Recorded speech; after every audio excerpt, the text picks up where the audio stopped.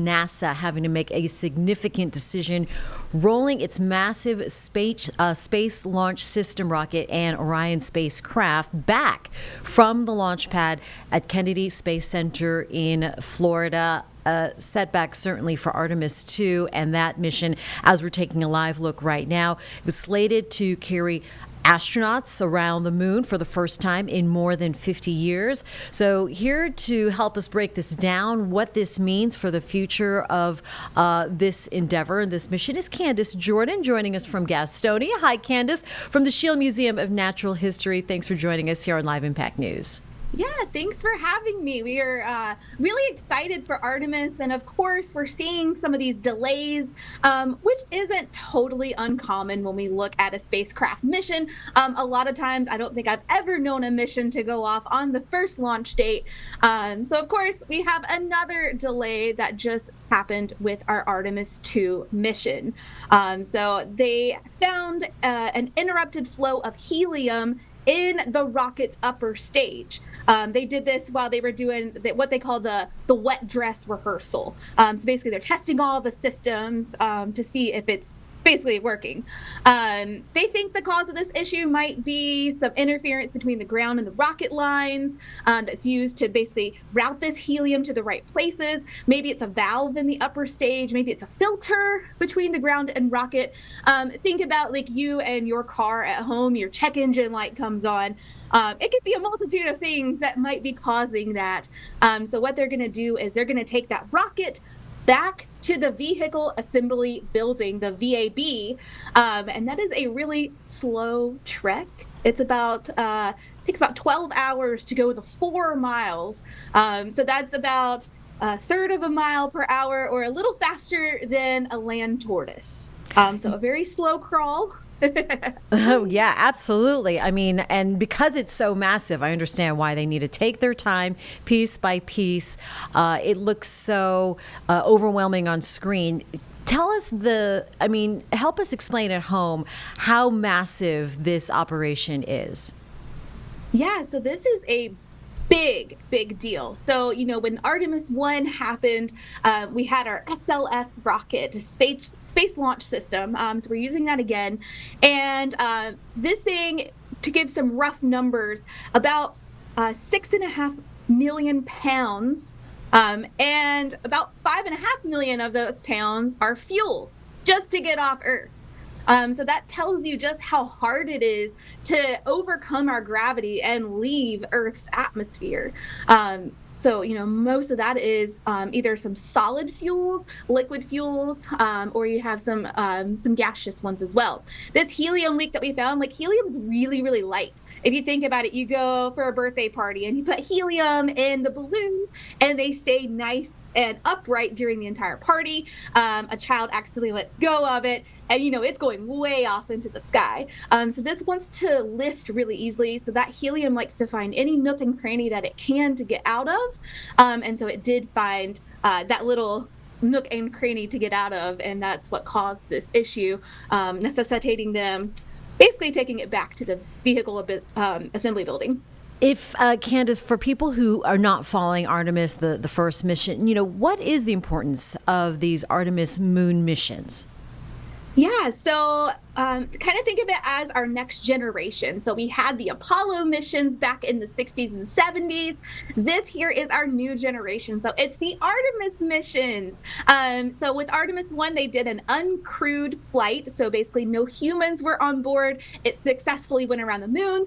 Artemis 2 is taking humans on board. So we're going to have 4 astronauts that'll be going on this flight. Reed Wiseman, Victor Glover, Christina Cook, and Jeremy Hansen. And they will be going around the moon. They're actually going to go further than anyone has ever been away from Earth. And then what Artemis 2 is going to lead to is Artemis 3, which will kind of be like the Apollo 11 of our time. Mm-hmm. It'll be when we can first put boots back on the moon's surface. All of this is leading to us, hopefully setting up a lunar base on the moon, kind of establishing some of that presence there, and then looking into the 2030s, 2040s, maybe we can get to Mars. So it's kind of like our first stepping stone towards like bigger travel away from Earth. It's hard to imagine how a delay like this would affect the crew, right? The physical, mental training. Now they got to stand by again for a month plus. How does this delay affect their mentality? I think it's a positive and a negative, So the negative thing, they're so excited to do this job that they've been training to do. So, with each delay, it's delaying them doing that job. They do have to go into quarantine about 2 weeks prior to the launch date. So, they're going into quarantine. They're not physically with their family members. Luckily, with our digital age, you can talk, in digital ways. But they're in quarantine. But I also see it as a positive too, because one thing that we're noticing is NASA is making sure that the crew is going to be safe. They're taking any of these little things that they're noticing with the rocket very, very seriously. And I think that's really great because we haven't always done that. When we were in the first space race back in the 1960s, Apollo 1 was going to be our first crewed mission, but it actually had a cabin fire, and we lost those first 3 astronauts.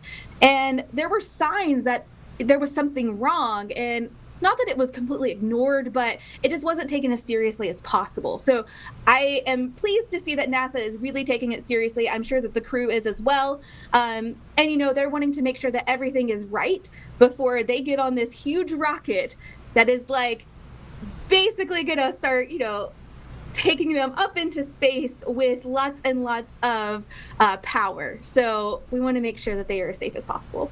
And Candace, speak to the work you guys do there at Scheele Museum, because something like this event where all eyes are on that, especially to get local kids excited, families excited about science and space, how does that apply to your teaching that you do over there? Yeah, so we have a planetarium over here at the Scheele Museum. We're in Gastonia, so we're just a hop, skip, and a jump away from the Queen City. And we have shows that run every day, but there's one called The Sky Tonight. That one runs at 1:30 every single day of the week. And we do talk about Artemis in there. Right now, we're actually focusing on the food of Artemis. So just kind of talking about what it's like to eat in space, because you don't have a microwave, you don't have a kitchen, you can't just go to the grocery store when you're in space. So we talk about all kind of fun stuff there. But we're also kind of keeping track of the Artemis mission and when those launch dates are going to happen, So hopefully we're looking now at an April launch date. So hopefully we can help to do some stuff there. So if we get that April 1st launch date, hopefully no April Fool's joke, Right. We will have some programming here where we can allow people just to come and see what's happening with Artemis, and allowing them to kind of ask questions and what you're doing. We can ask questions and we can learn together. Kids, we get so many field trip kids here, and they get to learn about this program. There's so much happening with the space community, and they get to learn about that while they're here, just for this short little bit of time.